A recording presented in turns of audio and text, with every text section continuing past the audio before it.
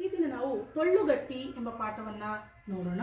ಈ ಒಂದು ಪಾಠವನ್ನ ಬರೆದಿರ್ತಕ್ಕಂಥವರು ನಾಟಕಕಾರರಾಗಿರ್ತಕ್ಕಂಥ ಟಿ.ಪಿ. ಕೈಲಾಸಂರವರು. ಇವರು ಗುಂಡು ಎನ್ನುವಂತಹ ಕಾವ್ಯ ನಾಮದಿಂದಲೇ ಪ್ರಸಿದ್ಧಿಯನ್ನು ಹೊಂದಿದ್ದಾರೆ. ಅಷ್ಟೇ ಅಲ್ಲ, ಕೈ ಎನ್ನುವಂತಹ ಸಂಕ್ಷಿಪ್ತ ನಾಮದಲ್ಲಿ ಇವರು ಪ್ರಸಿದ್ಧಿಯನ್ನ ಪಡೆದಿದ್ದಾರೆ.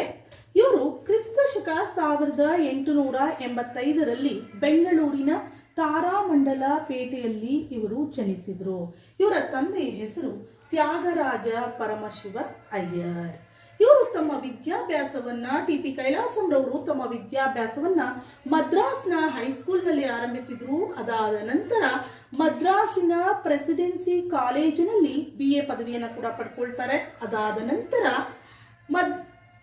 ನಂತರ ಲಂಡನ್ನಿನ ರಾಯಲ್ ಕಾಲೇಜ್ ಆಫ್ ಸೈನ್ಸ್ ನಲ್ಲಿಯೂ ಕೂಡ ಇವರು 7 ವರ್ಷಗಳ ಕಾಲ ಅಭ್ಯಾಸವನ್ನ ಮಾಡಿ MA ಪದವಿಯನ್ನ ಕೂಡ ಪಡೆದುಕೊಂಡ್ರು. ಅದಾದ ನಂತರ ತಮ್ಮ ವೃತ್ತಿಯನ್ನು ಆರಂಭಿಸ್ತಾರೆ. ಭಾರತಕ್ಕೆ ವಾಪಸ್ಸಾಗಿ ಅಲ್ಲಿ ತಮಗೆ ಇಷ್ಟವಾದಂತಹ ಭೂಶೋಧಕ ವೃತ್ತಿಯನ್ನ ಮುತ್ಯಾಲ ಮಡುವಿನಲ್ಲಿ ಆರಂಭಿಸ್ತಾರೆ.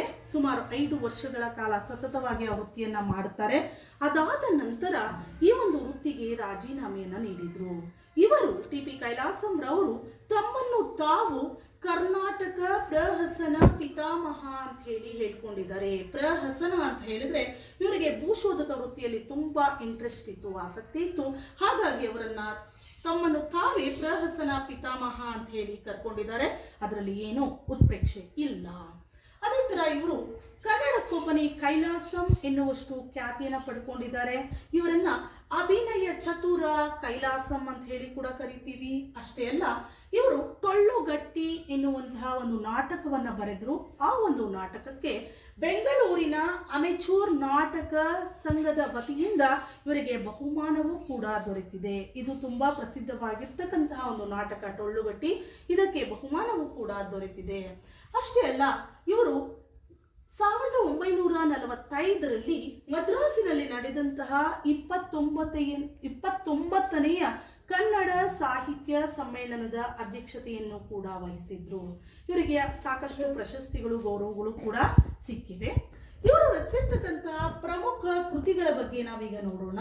ಇವರು ರಚಿಸಿರ್ತಕ್ಕಂತಹ ಪ್ರಮುಖ ಕೃತಿಗಳು ಯಾವುವಪ್ಪ ಅಂತ ಹೇಳಿದ್ರೆ ಟೊಳ್ಳುಗಟ್ಟಿ, ಇದು ಒಂದು ನಾಟಕ.